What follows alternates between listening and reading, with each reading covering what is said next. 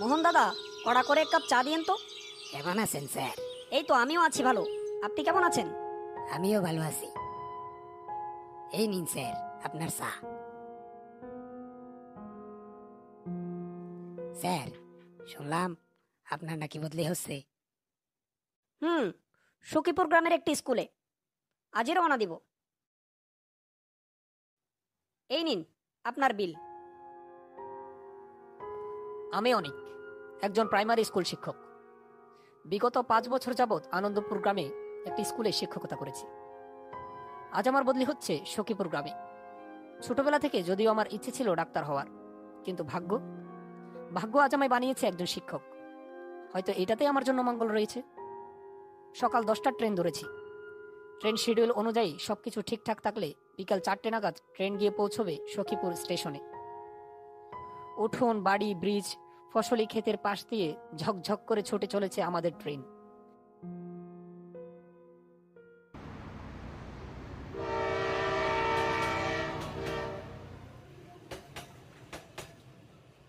স্টেশনে নেমে রিক্সা নিয়ে পৌঁছে গেলাম উত্তরপাড়া প্রাইমারি স্কুলে। যাবতীয় ফর্মালিটিসগুলো একবার বুঝে নেওয়ার জন্য স্কুলের অফিস কক্ষে প্রবেশ করলাম। স্যার, আসতে পারি? হ্যাঁ হ্যাঁ, অনিক সাহেব, আসুন আসুন, এদিকটাই বসুন।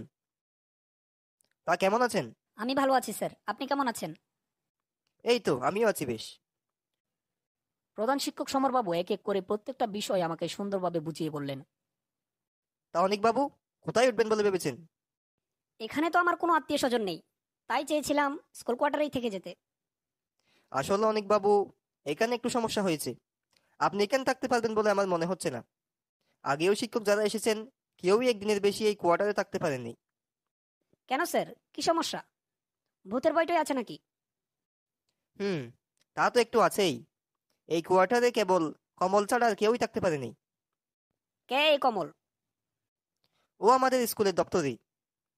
ভূতরে বিষয় থাকলে আমার কোনো আপত্তি নেই। আপনি থাকতে পারবেন তো? ওসব নিয়ে আপনি ভাববেন না স্যার, আমি ঠিক ম্যানেজ করে নিব। তারপরেও বলছি, একটু সাবধানে থাকবেন। আমি কমলকে পাঠিয়ে দিচ্ছি, ও আপনার থাকার রুম দেখিয়ে দিবে। Okay sir. এই যে, আপনিই অনিক স্যার? হ্যাঁ, আমিই অনিক। আসুন স্যার, আপনাকে আপনার থাকার রুমটা দেখিয়ে দিচ্ছি। আমরা স্কুলের বাইরের একটা রাস্তা ধরে হাঁটতে লাগলাম। একেবারেই প্রত্যন্ত এলাকা। হাঁটতে হাঁটতে আমি কমলকে জিজ্ঞেস করলাম, আচ্ছা, কোয়ার্টারটি এখান থেকে কত দূরে? এই তো স্যার, 2-3 কিলোমিটার হবে। আচ্ছা কমল, স্যার যে বললো এই কোয়ার্টারে কি ভূত টুত আছে নাকি? ওখানে নাকি তুমি ছাড়া আর কেউ থাকতে পারে না, কেন? আচ্ছা স্যার, ঘটনাটা তাহলে শুরু থেকেই বলি। এখানকার লোকেদের মুখ থেকে শুনেছি ঘটনাটি ঘটেছিল তা ধরুন প্রায় 1990 কি 95 সালে। তখন যেসব শিক্ষক দূর থেকে আসতেন সবাই এই কোয়ার্টারেই থাকতেন। কোনো একদিন একজন অচেনা লোক বিপদে পড়ে সেখানে আসে।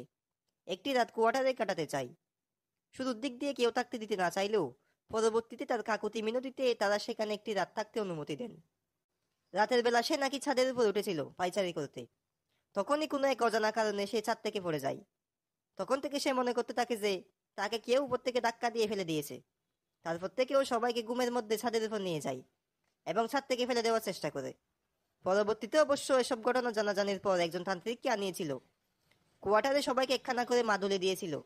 যারা ওনার দেওয়া মাদুলির সাথে রাখবে তাদেরকে ও শক্তি কিছুই করতে পারবে না। এর আগে যেসব শিক্ষক এখানে এসেছিল তাদের কেউই এই কথাটা বিশ্বাস করেনি। তাই সবাইকে পরদিন এখান থেকে বিদায় নিতে হয়। কমলের মুখ থেকে এসব কথা শুনতে শুনতে আমরা পৌঁছে গেলাম কোয়ার্টারের সামনে। কোয়ার্টারে এসে যখন পৌঁছলাম, বিকেল গড়িয়ে তখন সন্ধ্যা। কোয়ার্টারটি দেখতে বেশ চমৎকার। নিরিবিলি পরিবেশ, কিছু গাছপালা, সামনে খেলার মাঠ। আমরা ভেতরে প্রবেশ করলাম।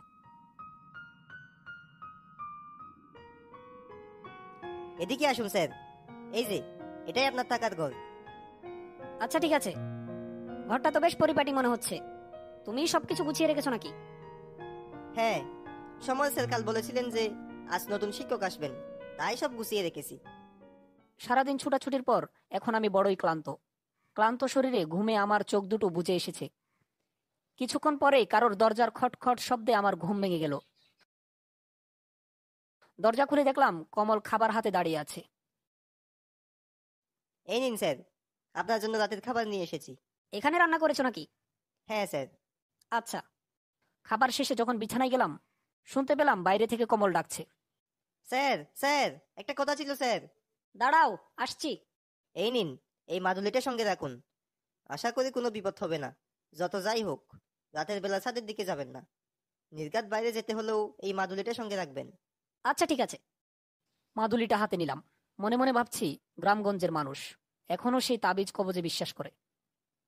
আমি এসবের তোয়াক্কা করি না, তাই মাদুলির বিষয়টা তেমন গুরুত্ব সহকারে দেখলাম না। হেডসের আর কোমলের কথাগুলো ভাবতে ভাবতেই ঘুমিয়ে গেলাম। বাইরে অসংখ্য ঝিঝি পোকা ডাকছে। আওয়াজের ঘনত্ব আন্দাজ করতে পারলাম রাত তখন গভীর। ছাদের উপর থেকে আসা কিছু অদ্ভুত আওয়াজে আচমকা আমার ঘুম ভেঙে গেল। আমি বিছানা থেকে উঠে বসলাম।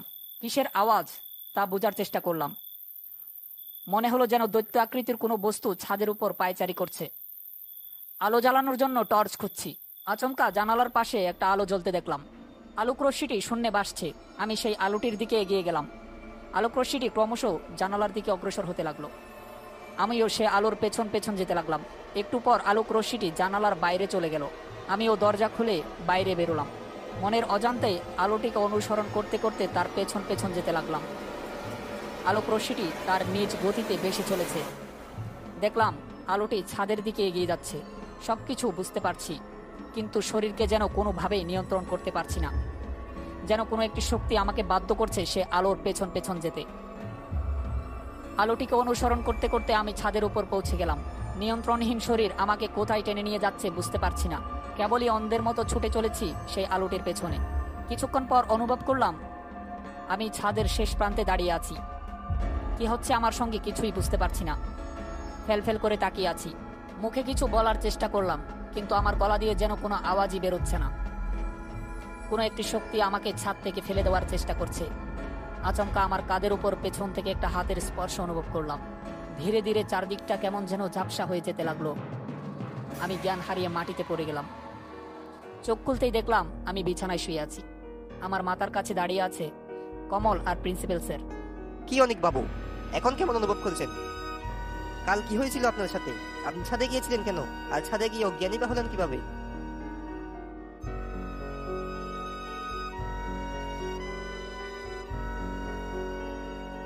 তারপর আমি অজ্ঞান হয়ে গেলাম। আমি আপনার কাঁধে হাত রেখেছিলাম। রাতে ওয়াশরুম থেকে ফেরার পথে আপনার দরজা খোলা অবস্থায় দেখে আমার সন্দেহ হলো। আপনাকে খুঁজতে খুঁজতে আমি ছাদে পৌঁছে গেলাম।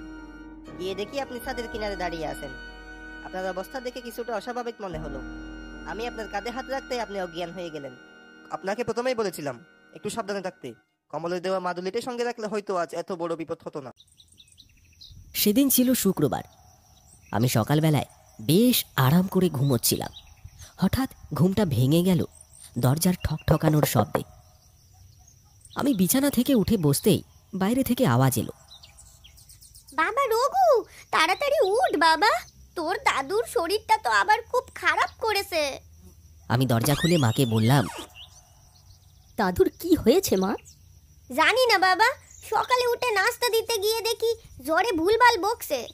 এখন আর কিছুই বলছে না যে। চল তুই একটু গিয়ে দেখবি, চল। চলো দেখি কি হলো। আমি দাদুর ঘরে গিয়ে দেখি দাদুর কোনো নড়াচড়া নেই। সন্দেহবশত নাকে হাত দিয়ে দেখলাম নিঃশ্বাস পড়ছে কিনা। দেখলাম নিঃশ্বাস তো পড়ছে, কিন্তু দাদু সত্যি ভীষণ অসুস্থ। আমি তখন মাকে বললাম, মা, দাদু তো ভীষণ অসুস্থ, তাকে যত তাড়াতাড়ি সম্ভব হাসপাতালে নিয়ে যেতে হবে। হ্যাঁ বাবা, তাই তো দেখছি। আচ্ছা তুই এক কাজ কর, তোর কিষান কাকাকে বল তো ভ্যান গাড়িটা বের করতে। আচ্ছা মা, তুমি দাদুকে দেখো, আমি যাচ্ছি। ঘরের দরজাটা পার করতেই দেখলাম আকাশ ঘন কালো বাদলে ছেয়ে গেল। আর খানিকক্ষণের মধ্যে ঝমঝম করে বৃষ্টি নামল। বৃষ্টি পড়তে দেখে আমি ভীষণ চিন্তায় পড়ে গেলাম। এই অসময়ে আবার বৃষ্টি শুরু হলো। এখন এই বৃষ্টির মধ্যে দাদুকে হাসপাতালে কিভাবে নিয়ে যাব? আচ্ছা যাই, আগে কিষান কাকাকে বলে দেখি কোনো ব্যবস্থা করা যায় নাকি। বৃষ্টির মধ্যে মাথায় ছাতা ধরে আমি বেরিয়ে পড়লাম কৃষাণ কাকার বাড়ির উদ্দেশ্যে। দাদুর কথা মনে পড়লে ভীষণ কষ্ট লাগছে আমার। যত তাড়াতাড়ি সম্ভব দাদুকে হাসপাতালে নিয়ে যেতেই হবে।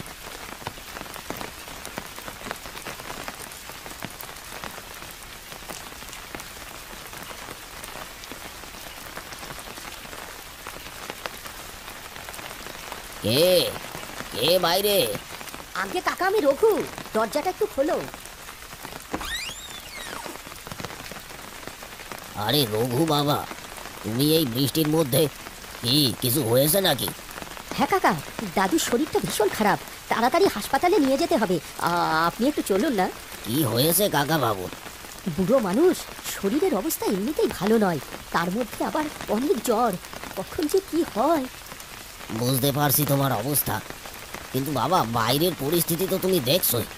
এমন বৃষ্টির মধ্যে কেমন করে নিয়ে যাব তুমিই বলো। আর তাছাড়া এই অবস্থায় কাকা বাবুকে বাইরে বের করলে অবস্থা আরো খারাপ, বই ভালো হবে না। হুম, আপনি ঠিকই বলেছেন, কিন্তু আমি কি করব কিছু বুঝতে পারছি না। তুমি তুমি এক কাজ করো বাবা, এখন বাড়ি ফিরে যাও, বৃষ্টি একটু থামলে তারপর না হয় যাওয়া যাবে। আমি কৃষাণ কাকার কথায় সম্মতি জানিয়ে বাড়ির পথে হাঁটতে লাগলাম।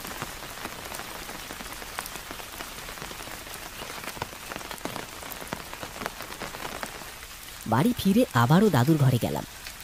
দেখলাম বেচারা একদম নিস্তব্ধ হয়ে বিছানায় পড়ে আছে। কি রে বাবা, কিষান কি বললো?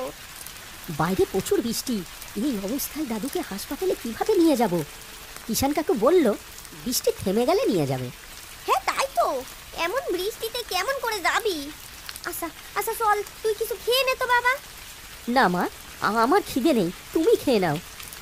দাদুর এমন অবস্থা আমি আর দেখতে পারলাম না। ঘর থেকে বেরিয়ে বারান্দায় আকাশ পাতাল ভাবতে লাগলাম। এর মাঝে প্রায় 2 থেকে 3 ঘন্টা সময় পার হয়ে গেল, কিন্তু বৃষ্টি থামবার কোনো নামই নেই। আমি এমন বৃষ্টি আমার জীবনে কখনো দেখিনি। এক টানা বিরামহীনভাবে বৃষ্টি পড়ছে তো পড়ছেই। ছোটবেলায় বাবা মারা যাওয়ার পরে দাদুই আমাকে অনেক কষ্টে বড় করেছে। বাবার অভাব কখনো বুঝতে দেয়নি আমাকে। গত 1 বছর ধরে দাদু ভীষণ অসুস্থ, তাই সংসারের সব দায়িত্ব এখন আমার কাঁধে। আমার এখনো মনে আছে, ছোটবেলায় আমার একবার অনেক জ্বর হয়েছিল। তখন দাদু সারা রাত আমার পাশে বসে থেকে আমার মাথায় জলপট্টি দিয়ে দিয়েছিল, কিন্তু সে যখন অসুস্থ আমি তার জন্য কিছুই করতে পারছি না। সকাল গড়িয়ে দুপুর, দুপুর গড়িয়ে বিকেল, আর এখন তো সন্ধে হতে চলেছে। বৃষ্টি থামার কোনো নাম নেই। মাঝে মধ্যে 2-4-5 মিনিটের জন্য একটু ছ্যাক ছিল, কিন্তু যেই দাদুকে নিয়ে যাবার প্রস্তুতি নিচ্ছিলাম অমনি আবার বৃষ্টি ধেয়ে আসে। সন্ধেবেলা দেখলাম বৃষ্টিটা থামলো। বৃষ্টি থামতেই দেখি কৃষাণ কাকা আমাদের বাড়ির সামনে তার ভ্যানটা নিয়ে এসে বেল বাজাতে লাগলো। আমি আর কাকা মিলে দাদুকে ধরাধরি করে গাড়িতে তুললাম। রঘু, তাড়াতাড়ি কর বাবা, নইলে পানা পুকুর পার করতে পারবি না। তারপর তাড়াতাড়ি রওনা দিলাম হাসপাতালের উদ্দেশ্যে। আমাদের গ্রাম থেকে বাইরে যাবার একটাই মাত্র পথ, আর সেই পথেই পড়ে এক বিশাল পুকুর। পুকুরের নাম পানা পুকুর। ছোটবেলা থেকে শুনে আসছি এই পানা পুকুরে নাকি পেতনির বাস, তাই সন্ধ্যের পর কেউ এই গ্রামের বাইরে যায় না। মাও তাই আমাকে কখনো সন্ধ্যের পর বাড়ির বাইরে যেতে দিত না। শুনেছি আজ থেকে প্রায় 30 বছর আগে নাকি এই পুকুরে অনেক পানা ছিল, তাই এই পুকুরের নাম রাখা হয় পানা পুকুর। একদিন সেই পুকুরের পানার মধ্যে পাশের গ্রামের এক মহিলা তার সৎ মেয়েকে ডুবিয়ে মেরে ফেলে। তারপর থেকেই সেই মেয়েটির আত্মা এখানেই ঘুরে বেড়ায়, আর রাতে যারা এই পথে যায় তাদের অনেক নৃশংসভাবে হত্যা করে। যাই হোক, আমরা উপরওয়ালার নাম নিতে নিতে এগিয়ে যেতে লাগলাম।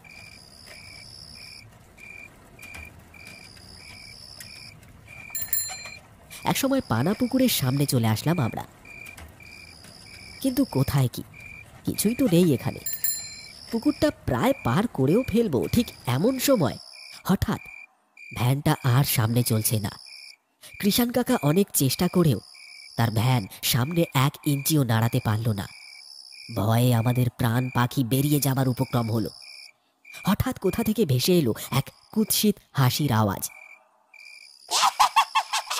আমি চারিদিকে তাকিয়ে খুঁজতে লাগলাম হাসির উৎস। এমন সময় হঠাৎ আমাদের সামনে হাওয়ায় ভাসতে লাগলো একটা পেতনি। তোরা কি ভেবেছিলি আমাকে ফাঁকি দিয়ে তোরা পালিয়ে যাবি? হ্যাঁ, আমাকে ফাঁকি দেওয়া এত সহজ নয়।